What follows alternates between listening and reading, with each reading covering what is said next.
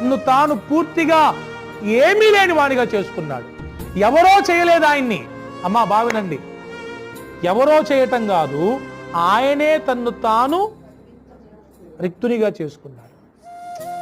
బలవంతంగా ఒకరు మన దగ్గర నుంచి తీసేయడం కాదు, మనమే వాటిని వదులుకోవాలా. పౌలంలా నాకు లాభకరముగా ఏవేవైతున్నాయో వాటన్నిటిని పెంటతో సమానంగా ఎంచుకొనుచున్నాను, నేను క్రీస్తును సంపాదించుకుని నిమిత్తము.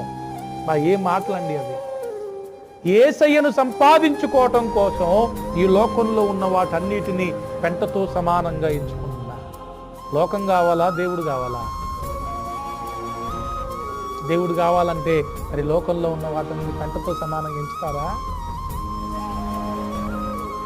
మనకేంటి తెలుసా, ఇప్పుడున్న ట్రెండ్ ఏంటంటే నాకు లోకం కావాలి, దేవుడు కావాలి, నాకు పరలోకం కావాలి, భూలోకం కావాలి.